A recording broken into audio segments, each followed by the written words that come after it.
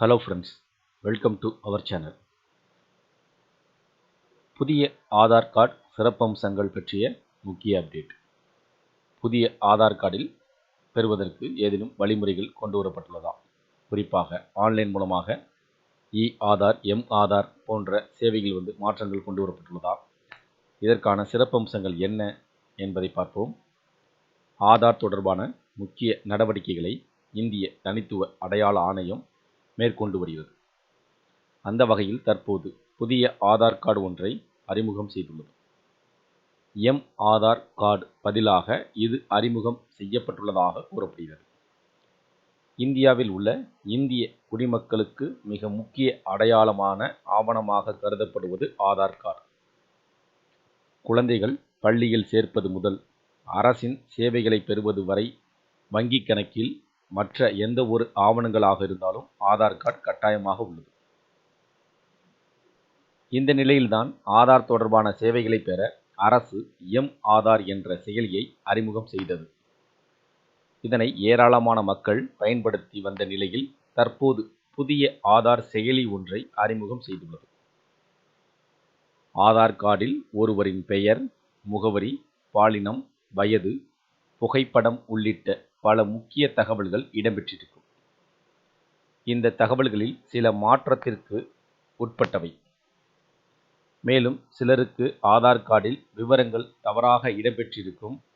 இவ்வாறு தவறாக உள்ள தகவல்களை திருத்துவது, பழைய தகவல்களை அப்டேட் செய்வது உள்ளிட்டவற்றிற்கான இந்திய தனித்துவ அடையாள ஆணையத்தின் இணையதளம் உள்ளது. இந்த நிலையில் பொதுமக்கள் மிக எளிதாக சேவைகளை பெறும் வகையில் ஆதார் என்ற செயலி அறிமுகம் செய்யப்பட்டது. அதனை பலரும் பயன்படுத்தி வந்தனர். இந்த நிலையில்தான் தற்போதைய தொழில்நுட்ப வளர்ச்சிக்கு ஏற்ப விரைவான செயல்படக்கூடிய புதிய ஆதார் செயலியை இந்திய தனித்துவ அடையாள ஆணையம் அறிமுகம் செய்துள்ளது.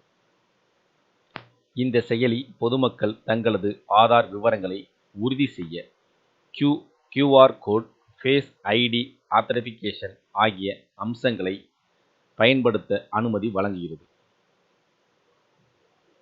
இந்த செயலி மூலம் எங்கு சென்றாலும் ஆதார் கார்டை எடுத்து செல்ல வேண்டிய அவசியமில்லை.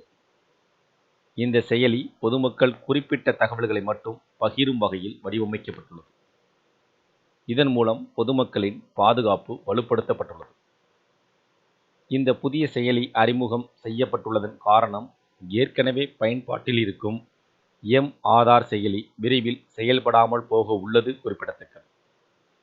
இதற்கு முன்பு ஆதார் செயலி அறிமுகம் செய்யப்பட்டு அதன் மூலமாக எளிய முறையில் பார்த்தீங்கன்னா தகவல்களை அப்டேட் பண்ணக்கூடிய வகையில் மாற்றங்கள் செய்யப்பட்டு ஆதார் செயலி செயல்பட்டு வந்தது. தற்போது இவற்றை மாற்றக்கூடிய வகையில் பார்த்தீங்கன்னா புதிய செயலி அறிமுகம் செய்யப்பட்டிருப்பதாக கூறப்படுகிறது. இதன் மூலமாக பொதுமக்கள் QR கோடு மற்றும் ஃபேஸ் ரெகனைசேஷன் இதன் மூலமாக பயன்படுத்தி அப்டேட்களை செய்வதற்கு எளிய வகையில் இருக்கும் என்றும் கூறப்பட்டுள்ளது. ஆதார் கார்டில் ஒருவருடைய பெயர், முகவரி, பாலினம், வயது, புகைப்படம் உள்ளிட்ட பல முக்கிய தகவல் இடம்பெற்றிருக்கும்.